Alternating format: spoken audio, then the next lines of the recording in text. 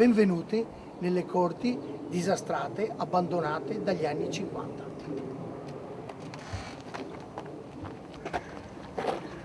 Questo era porfido e oggi è caos.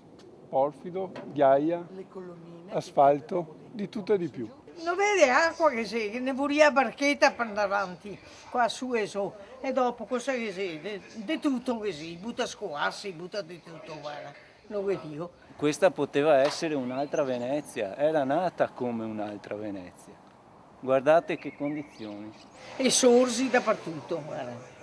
Sorsi, che ufficio igiene dovrebbe venire a disinfettare un piano. Si ricordano di loro solo quando c'è da dipingere per terra qualche centinaio di nuove strisce blu. Per il resto la zona intorno a Viale San Marco è completamente abbandonata a se stessa.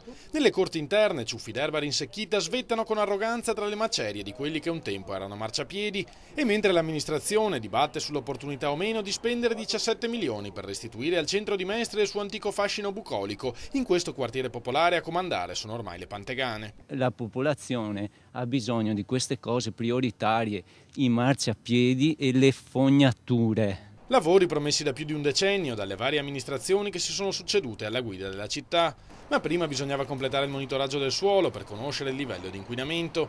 Un lavoro durato anni, al termine del quale pochi giorni fa una dozzina di aree verdi sono state recintate con un cordone di sicurezza. Sono dichiarati inaccessibili perché contengono delle sostanze, da alcune sperimentazioni, dai carotaggi che hanno fatto, delle sostanze che sono dannose. Adesso non abbiamo notizia di che cosa e di quanto, in che cosa consiste appunto questo danno, questo pericolo, e spereremo di essere informati. Al momento non lo siamo.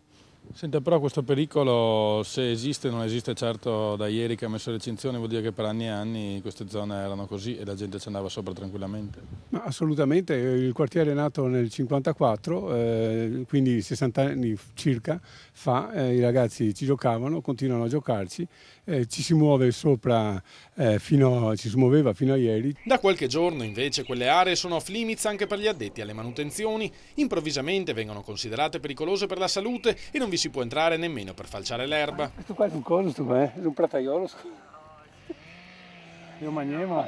No, non vi auguro a nessuno di mangiarlo, no. Per conoscere la verità, il consigliere di municipalità Luciano Zennaro ha chiesto un incontro urgente con l'assessore comunale ai lavori pubblici Alessandro Maggioni. Speriamo che l'assessore al più presto ci incontri e dia una risposta soddisfacente ai cittadini del quartiere.